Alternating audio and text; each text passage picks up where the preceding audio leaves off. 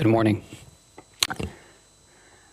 My name is Shiva Iyer from the United States. I'll be talking to you today about ethical challenges in pediatric surgery. It's actually a subject I was surprised to find really virtually nothing published about. Apparently we don't like to talk about this subject, so the goal of this is to stimulate some thinking about this.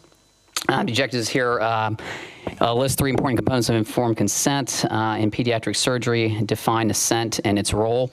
These are some of the objectives at the end of this I'd like for us to accomplish. And then if you could identify one ethical concern in one of your personal surgical cases by the end of this talk, I think it would have been worth doing. Models of care of relationship and how we approach patient care really has evolved.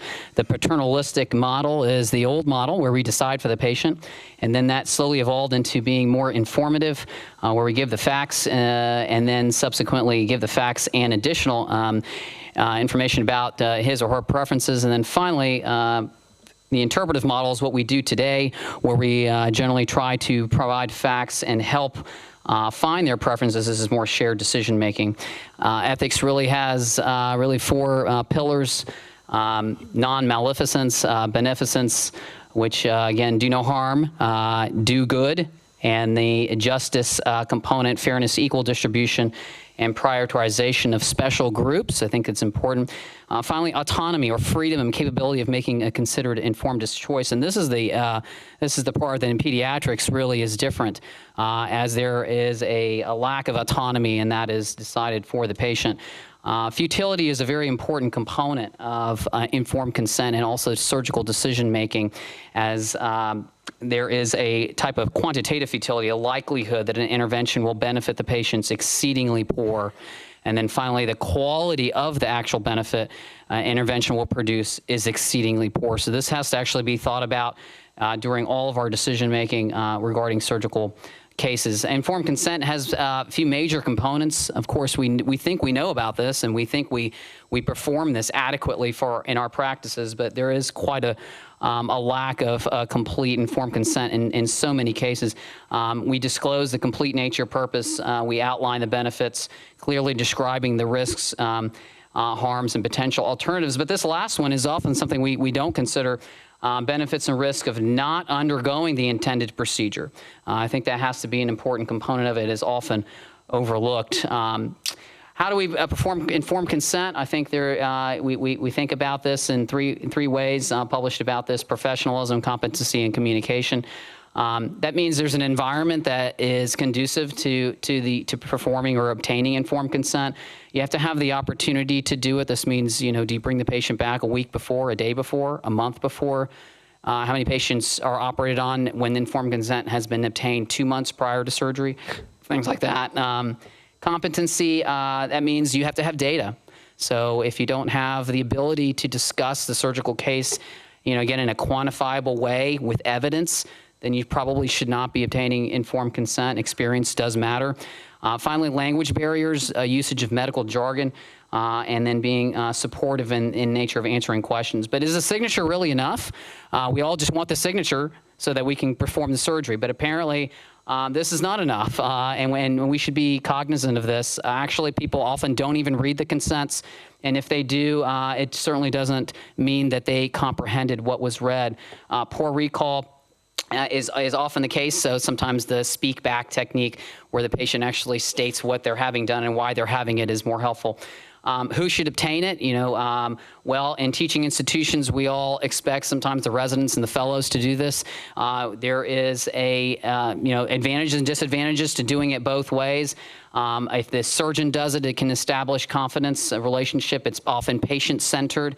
And you're able to answer the questions. The surgeon's able to answer all the questions at an evidence-based level that a trainee would not be able to do necessarily. And then there's an investment in the longevity of that relationship. In terms of disadvantages, it's extremely time-consuming. We're all under the clock in terms of our clinics.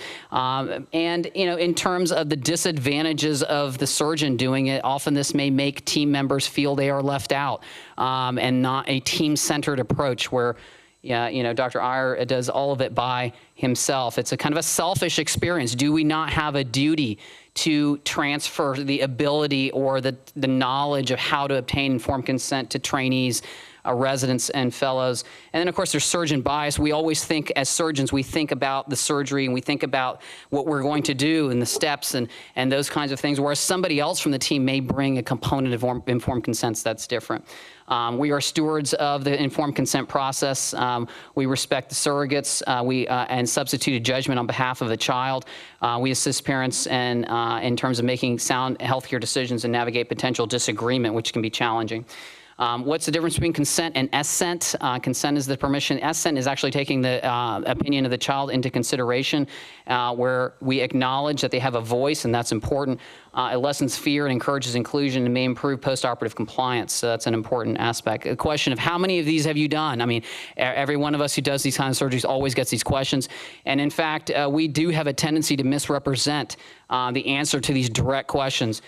We find it often difficult in terms of awkward if we do, in fact, have less experience. Is a less experienced surgeon the same as an unsafe surgeon? Would you feel comfortable having your resident who hasn't really done many cases do the case? Why? Because we feel that there may be a complication. They are unsafe. Is there any truth to that?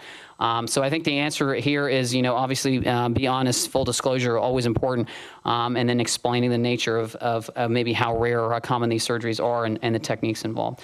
Innovation is always a concept, especially at a conference like this, that we value in terms of what it brings to our field. But there is a gold standard, and the innovation deviates from this because it allows us to understand new techniques. Innovative surgeons are sometimes seen as the best surgeons. This is an inherent bias that can influence our comfortability with surgical innovation and how we may disclose that to patients. And then, of course, families seek out innovation. They are always trying to seek out hope in difficult situations. Let's go through a few cases. These are actually based on real cases, of course. There are deliberately no videos and photos because of ethical concerns, of course. 20-month-old has bilateral cortical and lamellar cataracts. There's no evidence of microcornea, microthalamus, or neuroophthalmic delay, neurodevelopmental delay. After detailed discussion versus aphakia versus an IOL option, the parents elect for aphakia. They have concerns about glaucoma, as grandparents have glaucoma. You discuss further in detail. And finally, the parents would like to pursue aphakia. You reiterate your positive experiences with lens implantation, and they still would prefer aphakia because of the lack of standard of care. So this brings up, is evidence, how much does evidence play a role? Is level 1 evidence necessary for you to make decisions? How do you incorporate that into your conversations? How much do you push based on personal experience? And how much does it make you feel? So this is concepts of evidence interpretation versus surgeon bias. Case 2, an 11-year-old boy is brought in the parents for a third opinion following 4 repairs of a traumatic detachment. It shows equivocal light perception, opacification of the cornea, closed funnel detachment, subretinal fibrosis. You explain the poor prognosis. The child's already missed a year of school and doesn't want any more surgery. The parents, however, are quite adamant that everything possible should be done, insist that you perform the surgery. What influences your decision here? Is it based on pure evidence? Is it based on the anatomy? What role does a child's opinion play? And this, of course, brings up concepts of assent, futility, and then, of course, do we take this child for a 5th operation knowing what we know? Does it actually cause harm to put this child under anesthesia? These are conversations that have to happen, and you have to navigate those differences between surgeon, parents, and the patient and the parents. Third case, 10-year-old following a scissors injury after cutting off her bracelet. There is a laceration with uveal prolapse. Due to the call schedule, actually your colleague performed surgery thanks to you for obtaining informed consent, which you obtain in the emergency room. Intraoperatively, your colleague mentions there's a corneal scleral laceration, travels 4 millimeters under the inferior rectus. There's vitreous loss and additional uveal prolapse with globe and speculum manipulation while suturing the laceration, and he confirms that he spoke directly to the parent afterwards. Day 1, everything looks appropriate. There's light perception. Things look, the chamber's formed. You reassure. Week 1, 2, and 4, again, everything looks appropriate. The B scan shows a grossly attached retina. However, at week 6, there's an inferior detachment, and there's visible sutures now that you can see via indirect ophthalmoscopy of the posterior segment. You inform the mother about the inferior detachment. She's upset and asks for the reason why. There's many answers to this, as you might imagine. We can say, well, in trauma, this happens. You know, the injury traveled under the muscle of the eye. Detachments are not uncommon. Injuries involve the area bottom of the muscle where the eye wall is thin. During repair, some of the contents of the eye may have come out. Do you say this? Repair traumatic eyes like hers are difficult. I can see some of the stitches used to sew the wall closed, jutting through the eye wall. This combined with the location of the injury maneuvers caused the detachment. Or do you be more brief? I wasn't present. You should talk to my colleague. This typically doesn't happen. This is unusual. I don't know. There was some truth to all of these. So how far do you go? This concept of informed consent, how much was discussed prior? Cross-cover issues, we all have to deal with cross-cover, colleagues handling things, residents handling things, fellows, and then the amount of full disclosure. Should full disclosure have been done immediately after the first operation when it was difficult to deal with? And this is an issue, you know, you want the truth. Can you handle it? Well, it's not a matter of handling it. We should disclose it. Finally, last case, 16-year-old seen after something hit her eye, a fight with her boyfriend, shows a 20/20 eye, mild subconcheme. There's an intraocular foreign body that's seen. You obtain informed consent. During surgery, you record the operation, photograph portions of surgery. The next day, you show the recording and photos to the patient, and the patient requests that the photos be sent to her. You agree after obtaining permission. Finally, later in the week, you post the surgery on YouTube with no names, no dates, no private information. At 1 month, her exam is excellent. She remains 20/20, but she's visibly upset and states that she found her eye surgery on YouTube.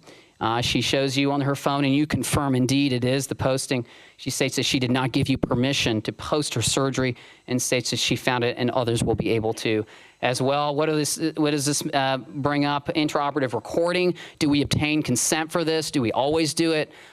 We often record. We often photograph. Should we message patients? Should we message them their own images that they own?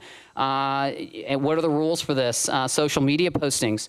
Assumptions about what a patient might or might not be comfortable with due to how comfortable we are with that patient relationship.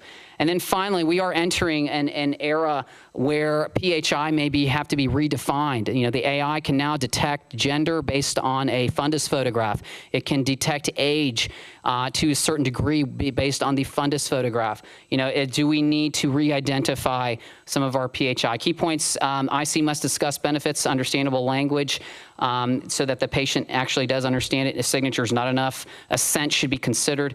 And then finally, full disclosure is probably always the right way to go in terms of complications. And then we are entering a new era of identifiable information, and we need new guidelines to help us. I think we met the objectives, and I hope you can think about a case of your own.